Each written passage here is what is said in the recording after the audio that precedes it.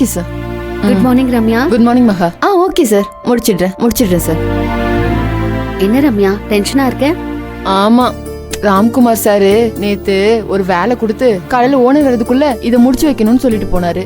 இன்னைக்கு வெள்ளிக்கிழமை வேற, ஓனர் வந்ததும் பூஜை போட்டு தான் வேலையை ஆரம்பிப்பாரு. பூஜைக்கான திங்ஸ் இன்னும் வாங்கல.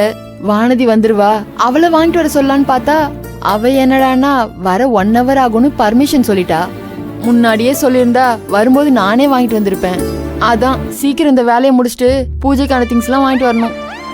இப்ப என்ன பூஜை திங்ஸ் எல்லாம் வாங்கணும் அவ்வளவுதானே? நான் போய் வாங்கிட்டு வரேன். ஐயோ, இந்த வேலைக்கு எப்படி உன்னை அனுப்புறது? நம்ம வீட்டுக்கு நம்ம வாங்க மாட்டோமா? நம்ம கம்பெனிக்கு தானே வாங்க போறேன், அவ்வளவுதானே. உனக்கு எதுவும் சங்கடம் இல்லையே? ஒரு சங்கடமும் இல்ல. நான் பூஜை பொருள் லிஸ்ட் அமௌண்ட் எல்லாத்தையும் உனக்கு அனுப்பிடுறேன். சரி, நான் வரேன்.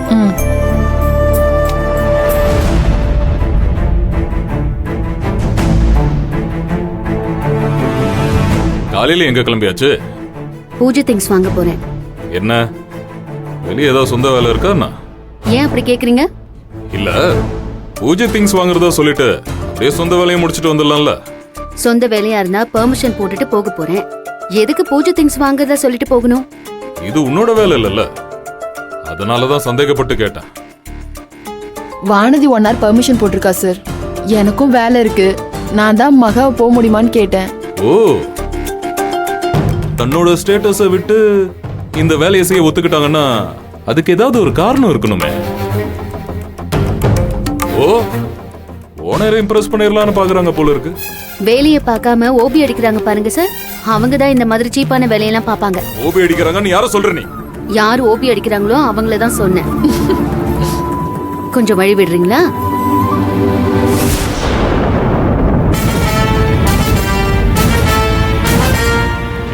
எப்பன்னு தான் காத்துக்கிட்டு இருக்கேன். என்னைய அவ நோஸ் கட் பண்ற? சீக்கிரமாவே உன்னை வீட்டுக்கு அனுப்புறேன்.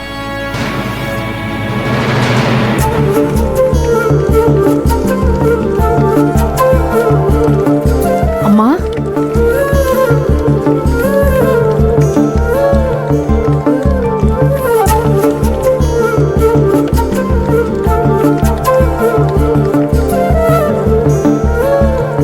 வாமா. கோகிலா, என்னம்மா அப்படி பாக்குறீங்க? நான் மகாவை பார்த்தேன், நடந்ததெல்லாம் சொன்னா. அடுத்து என்ன பண்ண போறாங்களோன்னு ரொம்ப ஃபீல் பண்ணி பேசினா. அம்மாவையும் தங்கச்சிங்களையும் நான் வேணா போய் பாக்குறேன்னு சொன்னேன். ஆனா போவேனான்னு சொல்லிட்டா.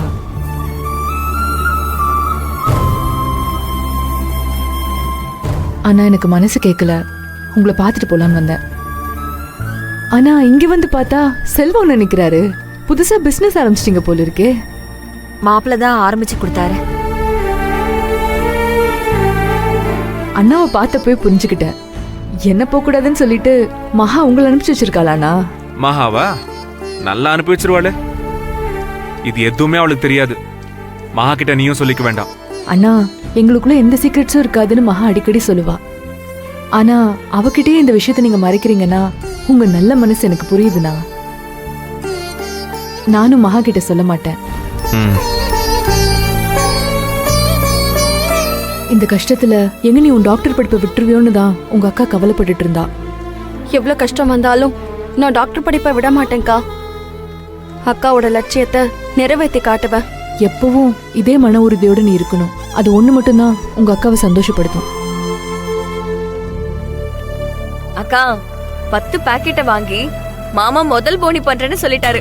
வந்ததுக்கு நீங்களும் ஒரு பாக்கெட் வாங்கிக்கணும். அது என்ன, அவருக்கு மட்டும் 10, எனக்கு மட்டும் ஒரே பாக்கெட்டா? நானும் 10 பாக்கெட் வாங்குவேன். அக்கம் பக்கத்துல இருக்கிறவங்களுக்கு கொடுத்து நானும் என் பங்குக்கு மார்க்கெட்டிங் பண்றேன். ஓகே.